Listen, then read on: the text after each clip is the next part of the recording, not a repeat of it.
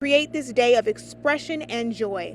Every aspect of this day has been reviewed, and we will continue to work closely with the City of Portsmouth as we create this special event.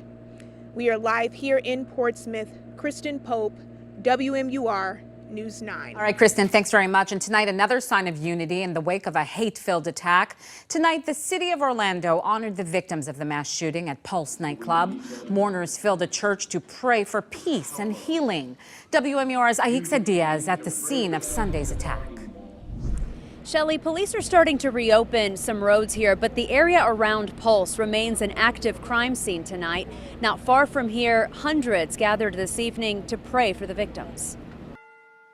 Hundreds filled the seats of First Baptist Church Orlando to reflect on Sunday's tragedy and remember the lives lost. Orlando Mayor Buddy Dyer says the city will not be defined or defeated by hate. We saw that light and the courage of the first responders running into harm's way to save lives.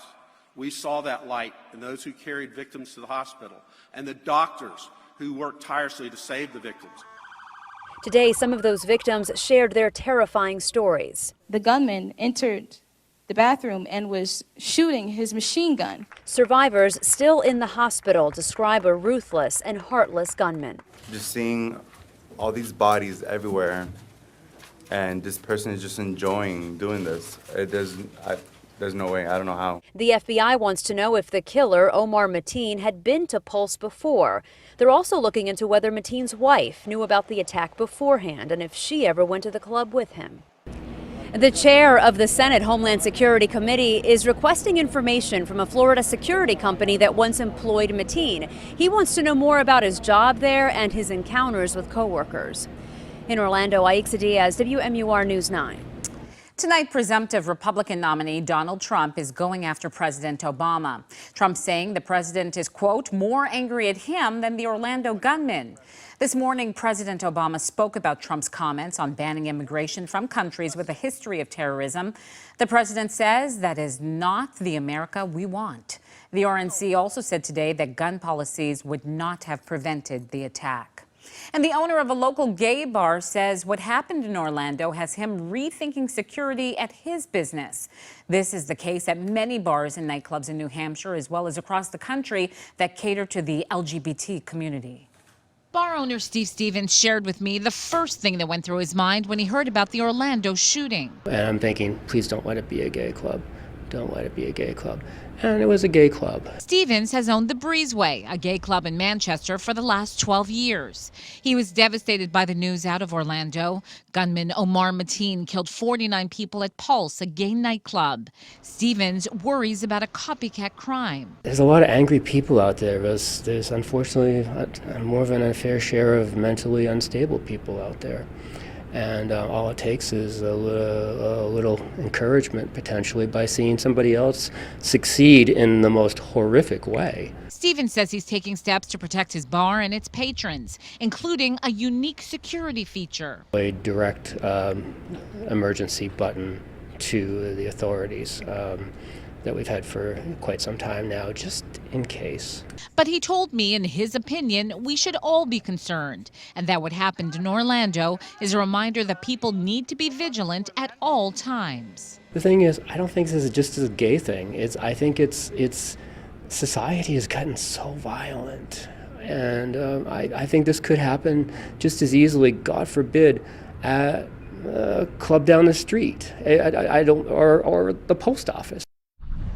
And we do have additional coverage of the Orlando nightclub massacre on our website, WMUR.com, including a full list of the victims from this tragedy. In other news, new tonight, New Hampton Fire says one of its own passed away in the line of duty early this morning. Chief Michael Drake says the firefighter might have died from a heart attack, but the cause of death is pending an autopsy. The name of that firefighter is not being released at this time. Tonight, state police are investigating a crash that made a mess of the drive home along the Spalding Turnpike. Just after 3 o'clock, this tree-cutting truck pulling a trailer lost control and jackknifed in the northbound lanes of the General Sullivan Bridge. The road was closed for over an hour. No one was hurt. State troopers believe following too closely caused that crash. Tonight, the communities of Rye, Newcastle, and Portsmouth have been notified they may hear the sound of blank ammunition fire as anti-terrorism training takes place just off the coast. The Navy refers to it as Citadel Project, an exercise that's gone on annually at all naval coastal facilities since 2008. But this is the first time that Portsmouth Naval Shipyard Harbor Security has teamed up with the U.S. Coast Guard to conduct the exercises on water. They are running through active defense scenarios 2 miles outside Portsmouth Harbor. What we're trying to do is make sure that our people would be ready, because we don't want them trying to figure out how to do that in a real scenario, and they've never trained that way. So, you know, it's like we train the way you fight, fight the way you train. The exercises will continue through Thursday. On to Commitment 2016 news tonight, and former Secretary of State Hillary Clinton has won the last Democratic primary. Clinton took home a big win with nearly 80% of the vote. Vermont Senator Bernie Sanders coming in with just over 20%. And this was the last primary before the Democratic National Convention next month in Philadelphia. And tonight, the two candidates are meeting for the first time since Clinton got enough delegates to clinch the nomination. No word on what was discussed at that meeting. Also tonight, Merrimack is trying to prevent a repeat of an election mess.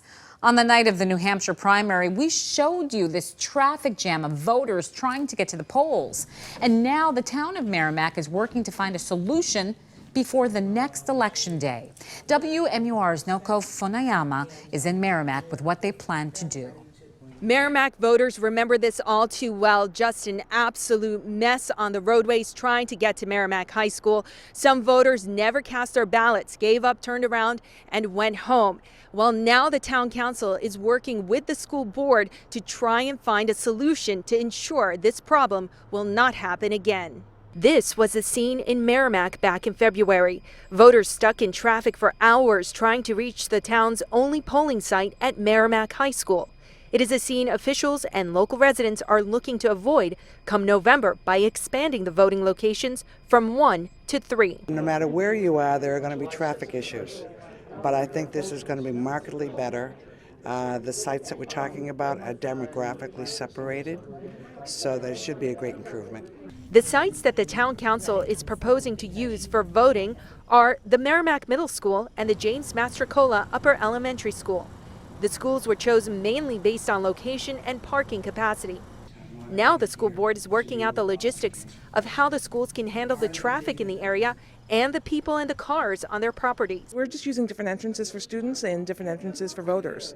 And we have security through our Merrimack Police Department, who's been a great collaborative partner with us.